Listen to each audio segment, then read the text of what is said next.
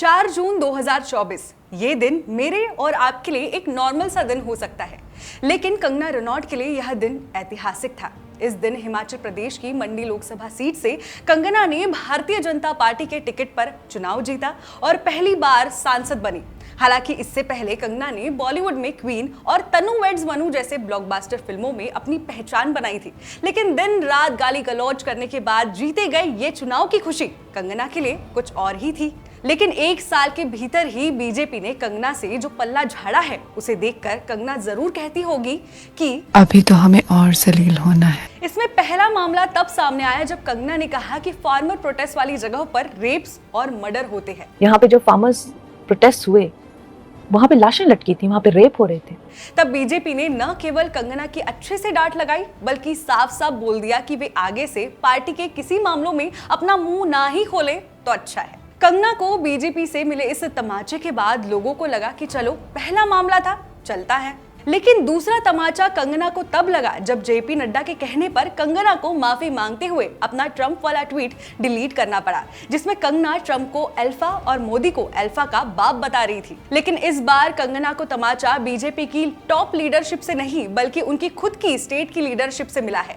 जब हिमाचल प्रदेश में बाढ़ आने पर वहां के पूर्व मुख्यमंत्री और बीजेपी नेता जयराम ठाकुर ने कंगना के लिए कुछ ये बोला। मंडी की सांसद कंगना रनौत का एक ट्वीट तक नहीं आया कि इतनी बड़ी तासीर संवेदना का एक ट्वीट नहीं आया। अदरवाइज वो आज प्रधानमंत्री वहां घाना गए, उसका ट्वीट वो कर रही है सुबह, लेकिन वो मुझे मालूम नहीं है इस बारे में, मैं टिप्पणी नहीं करना चाहता हूं। और मैं सिर्फ हम लोग हैं, हम लोग उन लोगों के साथ जीने मरने के लिए हैं जिनका कंसर्न है, जिनका नहीं है उनके बारे में मैं टिप्पणी करना नहीं चाहता हूं। अब बीजेपी की लीडरशिप द्वारा कंगना को ओपनली इतना बेइज्जत किया जा रहा है कि लोग अब सवाल उठा रहे हैं कि क्या कंगना का बड़बोलापन उन्हें बीजेपी में साइडलाइन कर रहा है।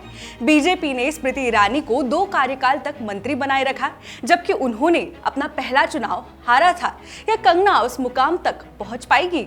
बॉलीवुड में भी कंगना की राह आसान नहीं रही। 13 लगातार फ्लॉप फिल्मों के बाद क्या वे फिर से बॉलीवुड में वापसी कर पाएगी? आखिर वो कौन से बयान थे जिन्होंने उनकी राह मुश्किल की? आज की इस वीडियो में हम इन्हीं सब सवालों के जवाब तलाशेंगे। एंड तक बने रहे।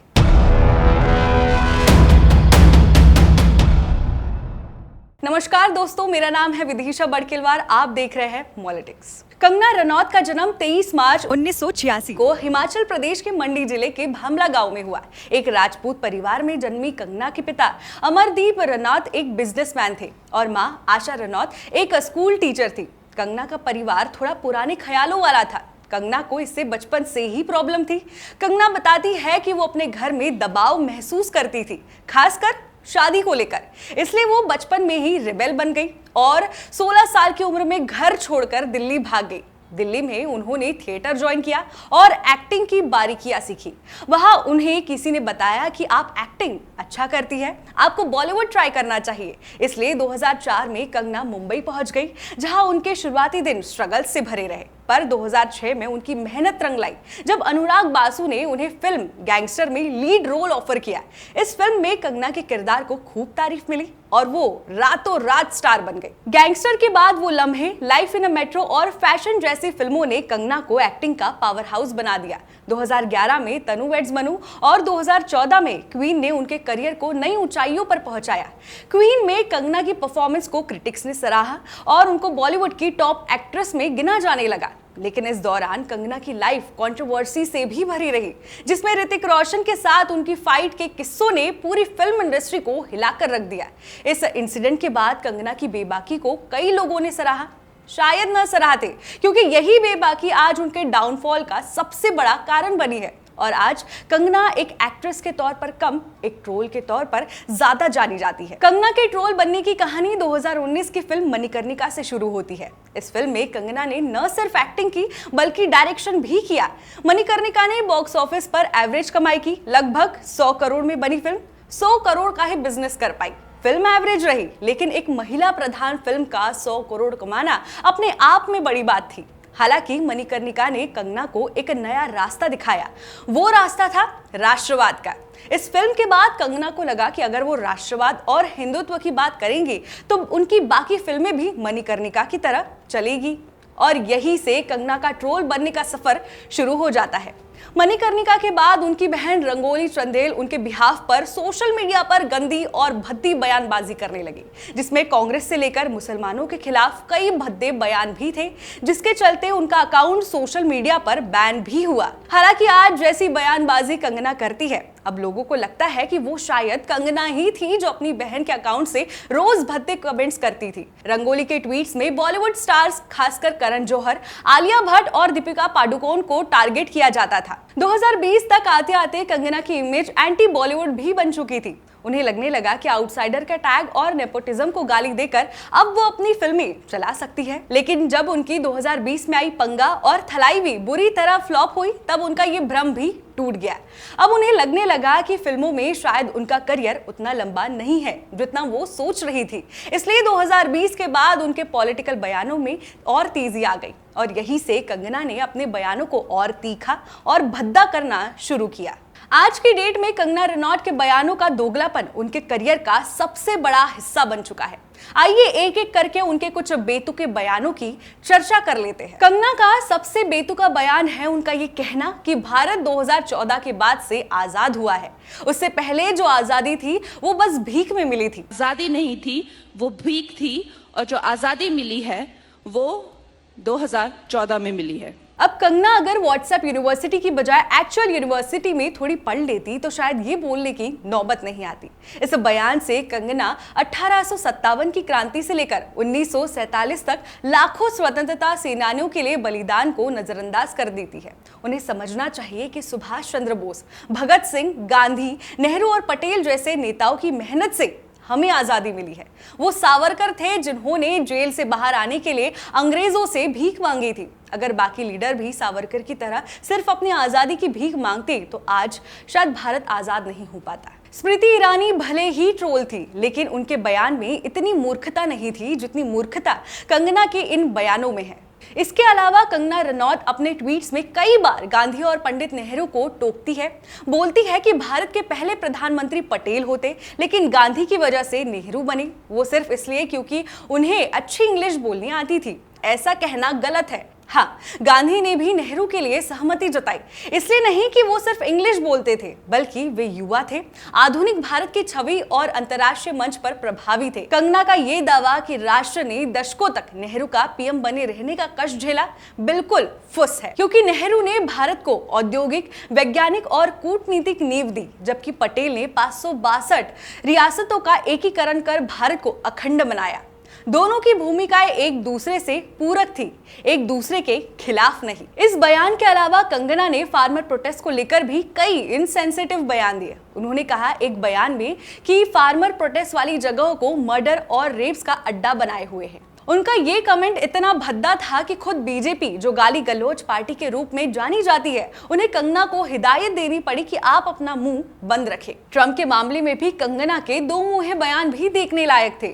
10 अक्टूबर 2024 को किए ट्वीट्स में कंगना दीदी बताती है कि देखो कैसे ट्रंप ने मोदी को नाइसेस्ट ह्यूमन बीइंग और किलर लीडर कहा, लेकिन अभी रिसेंट में जब ट्रंप के मोदी और इंडिया को लेकर बोल बदले, तब कंगना ने ट्रंप को अल्फा और मोदी को अल्फा का बता दिया।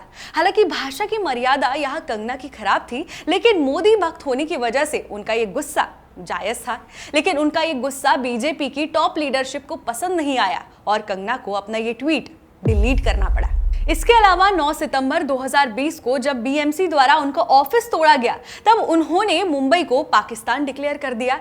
वैसे आए दिन कांग्रेस और राहुल गांधी को पाकिस्तान का हितैषी बताना उनका और बीजेपी का रोज का काम है, लेकिन ये वही कंगना है जब 2019 में उनकी मणिकर्णिका फिल्म पाकिस्तान में रिलीज हो रही थी, तब ये पाकिस्तान से रिलेशन इंप्रूव करने की बात कर रही थी, सोशल हार्मनी की बात कर रही थी।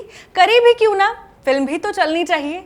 इवन कंगना की हिपोक्रेसी पठान के समय भी दिखी। जब पठान रिलीज हुई और पहले ही दिन कमाई के रिकॉर्ड तोड़ दिए, तब कंगना दुविधा में पड़ गई।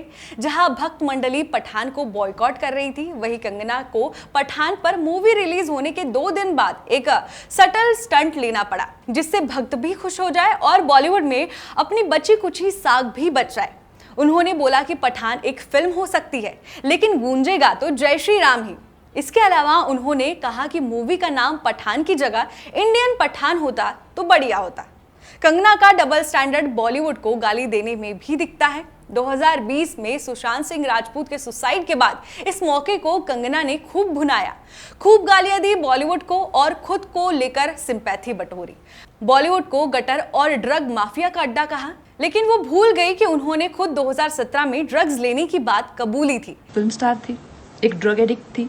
इवन राज फिल्म के उनके को स्टार एक्स रहे अध्ययन सुमन ने 2016 में एक इंटरव्यू में दावा किया है कि कंगना ने उन्हें ड्रग लेने के लिए फोर्स किया था। आज जहां बीजेपी का पूरा प्रोपेगेंडा गांधी फैमिली से शुरू होकर कांग्रेस पर खत्म होता है, कंगना भी राहुल पर भद्दे कमेंट करके खूब कूल बनी। जैसे 2024 में राहुल के बारे में उन्होंने कहा कि वो जिस तरह की बदहवास बातें करते हैं उनका टेस्ट होना चाहिए कि कहीं वो ड्रग्स तो नहीं लेते।